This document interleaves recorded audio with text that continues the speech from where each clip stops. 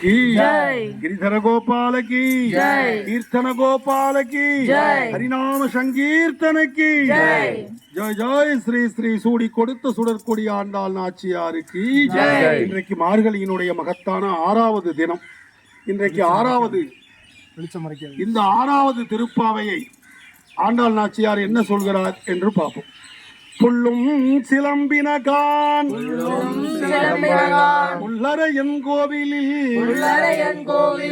வெள்ளை விழி சங்கின் பேரரவம் கேட்டிலையோ பிள்ளாய் எழுந்திராய் ஏய் முளை நஞ்சுண்டு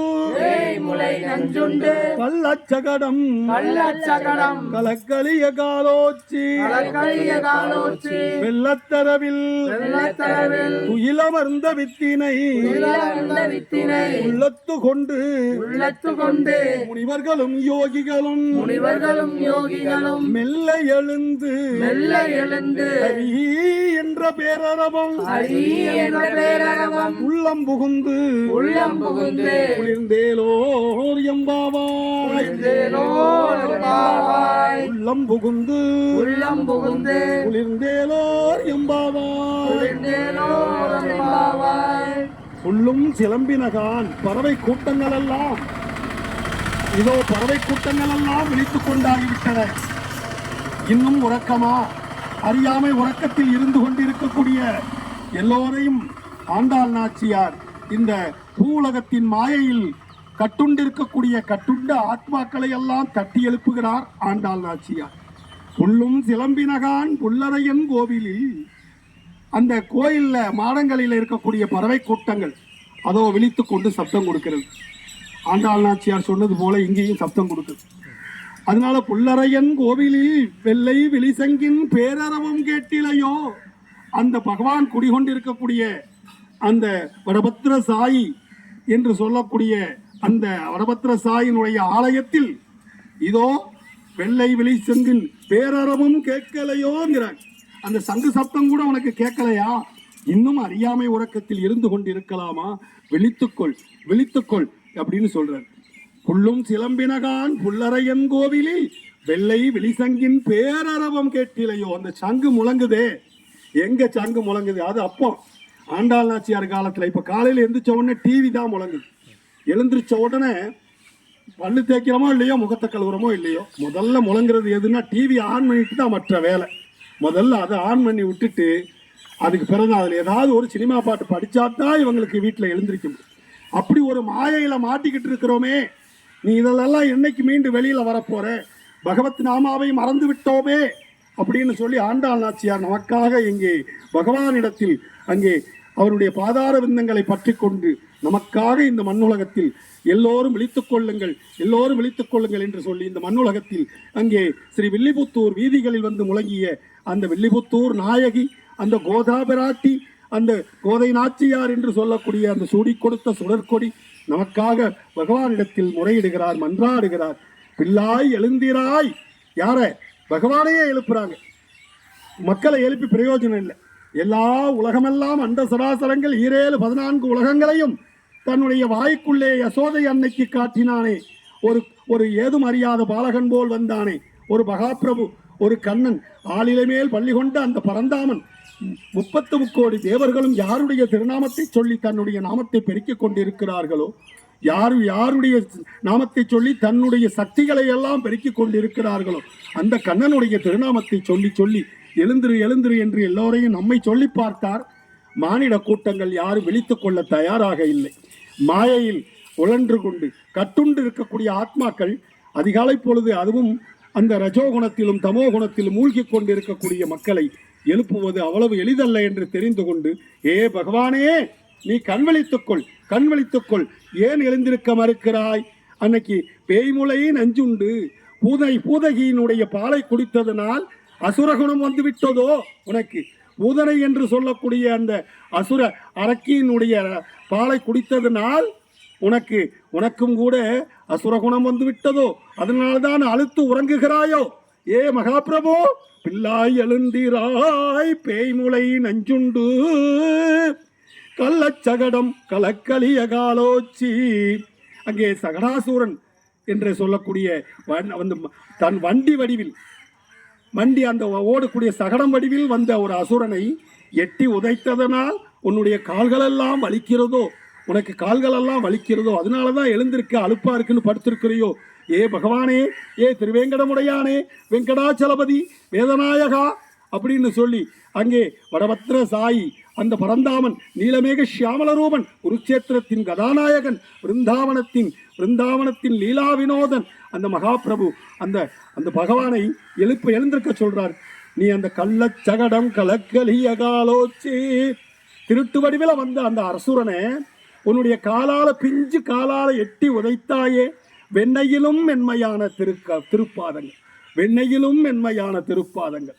அப்பேற்பட்ட பாதம் பக்தர்களுக்கு வெண்ணையிலும் மென்மை, ஆனா அசுரர்களுக்கு அதுவே வஜ்ராயுதத்தை விட பல கோடி வஜ்ராயுதத்தையும் விட கடினமானது.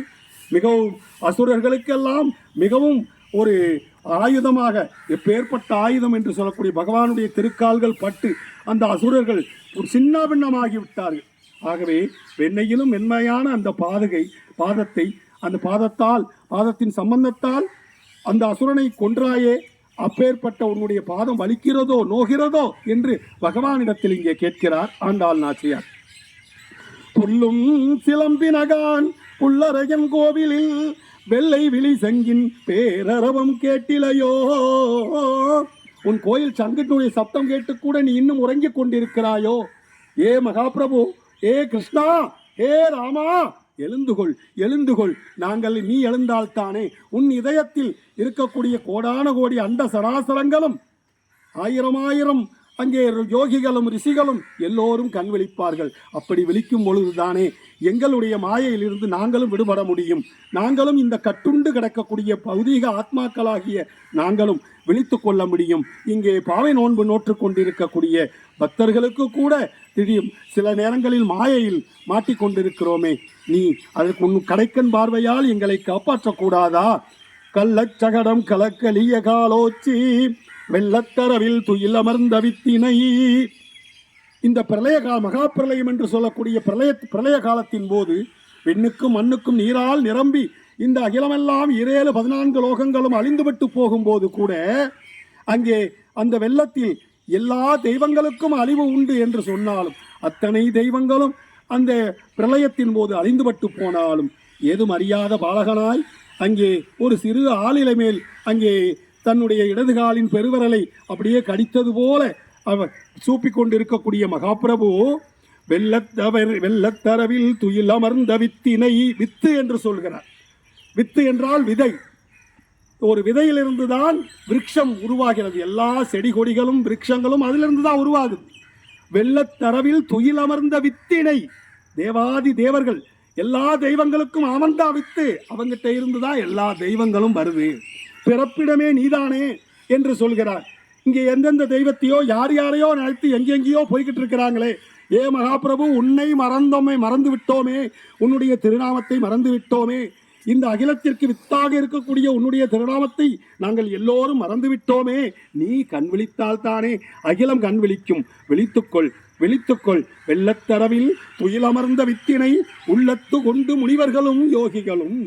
உன்னை உள்ளத்தில கொண்டிருக்கக்கூடிய அந்த முனிவர்களும் யோகிகளும் ரிஷிகளும் 33 கோடி தேவர்களும் அப்பத்தான் நீ கண் விழித்தால்தான் உன்னை இருதயத்தில் கொண்டிருக்கக்கூடிய அந்த ரிஷிகளும் யோகிகளும் கண் விழிப்பார்கள்.